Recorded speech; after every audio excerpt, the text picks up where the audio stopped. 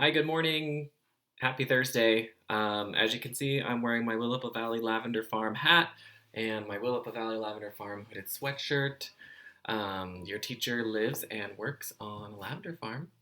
And a little bit later, either this week or next week, I might post some videos of the lavender farm and where I live and some things that I do. I would love for you guys to share some things about where you live and the things that you do during the day as well.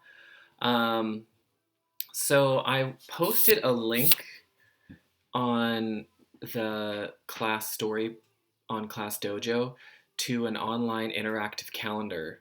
So if you want to, because I don't have access to a calendar here um, at my house, you can click on that link and it will walk you through pretty much all of the steps that we normally do during our calendar time in the morning. It talks about the month, the day of the week. When you get through the prompts at the end, it will say dates and times, I believe. There's a couple of little extra buttons that you can click on the bottom to continue talking about um, days and times and days of the week and things like that. So it's kind of fun. The kids, you guys usually like helping me with calendars, so this is kind of your chance to get to do that from home. Let me know what you think. So today is Thursday, March 26th, 2020. Yesterday in my video I was mistaken. I said it was the 24th, but it was actually the 25th yesterday. Today is the 26th. And we have now officially, as of today, been in school for 130 days.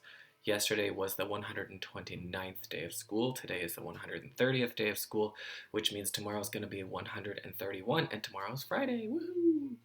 Um, so normally on Thursdays we come in, we just like every other day, we take attendance, we talk about lunch, we put our lunches in the hallway.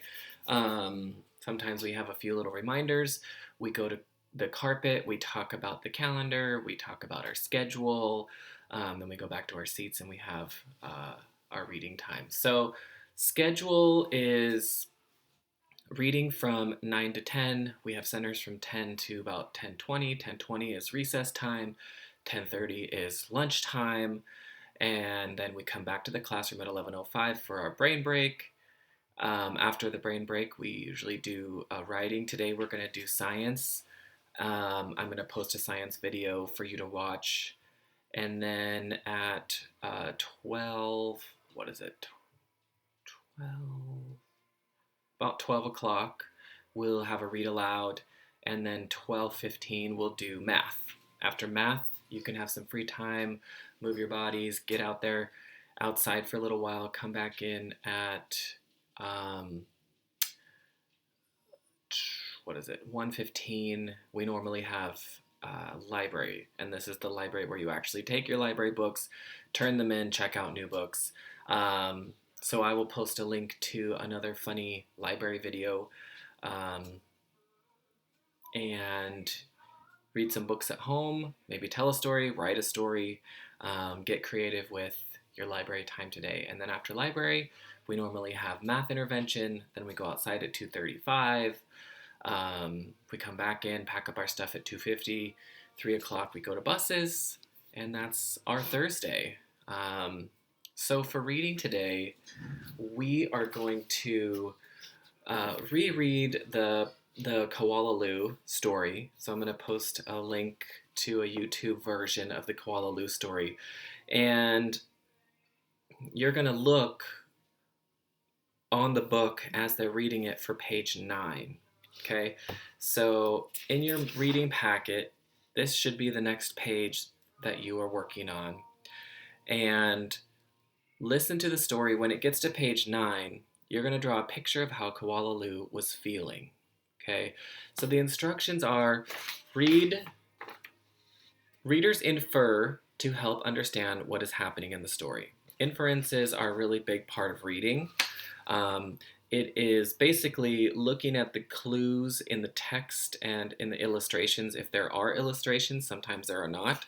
You're using those clues to make inferences. So you're making decisions in your mind about what are the characters feeling, what are the characters thinking, and what's going on. it doesn't always say exactly what those things are. And so we can use the clues in the story to help us make sense of what's going on. You use pictures, words, or both. So look at the following pages. So look at page 9 and draw a picture of how Koalalua is feeling. And then write a sentence about how Koalalua is feeling. Okay, then you're going to skip ahead to page 29 and draw a picture of how Koalalua was feeling on page 29. How do you know? Okay, so here it says there's a picture frame and there's words. So you can read the page, and this is asking you, was it the picture that told you what Koalalua was feeling on page 9, or was it the words in the story? You tell me. Okay, so that is your first assignment for Thursday, March 26th. After that, we are going to talk about the word splendid. Splendid means something beautiful or impressive.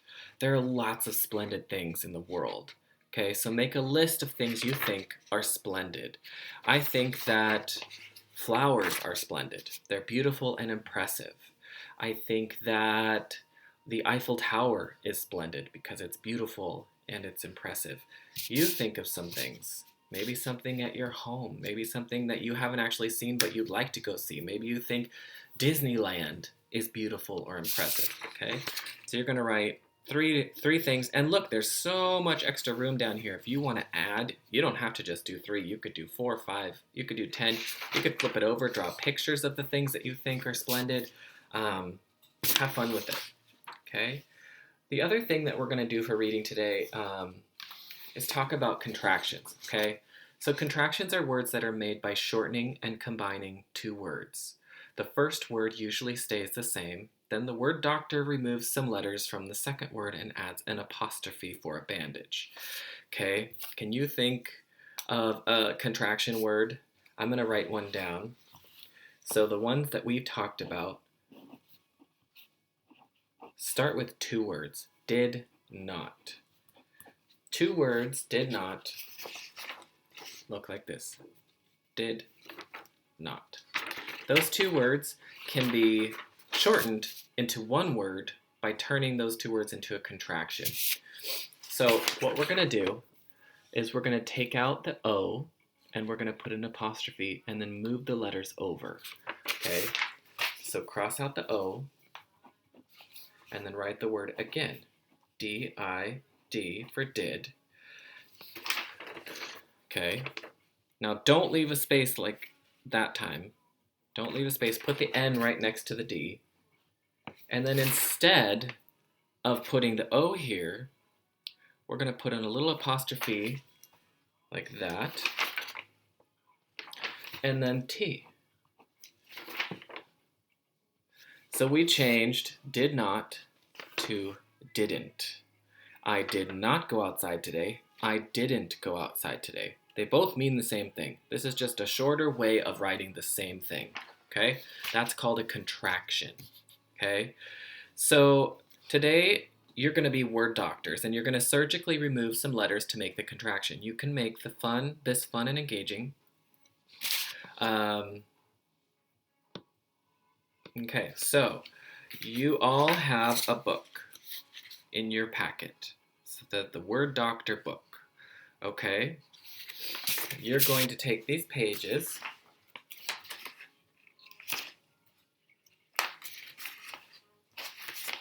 and you can cut the pages in half if you want to. If you have a stapler at home, you can staple them all together. If not, you can just stack them in order. And as you go, it says here at the top of each page, these are half sheets, okay? Patient name is not. So how can we turn is not? We're going to do surgery. Remember, we're going to be word doctors. You got to get your lab coat on and wash your hands and get yourself all prepped for surgery. You're going to come in here. You're going to surgically remove the O, remember? And then you're going to stitch all the letters together.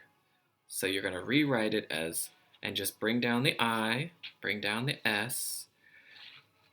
You're stitching them together so there's not going to be a space in your new word. Bring the N. You have removed the O. So put an apostrophe above where the O would be and then a T. I'll show you on my paper, okay? I, S, no space. Remember, we got rid of the space and we got rid of the O. And then N, apostrophe, T. So we got rid of the space, we got rid of the O, brought all the letters down, put them right next to each other.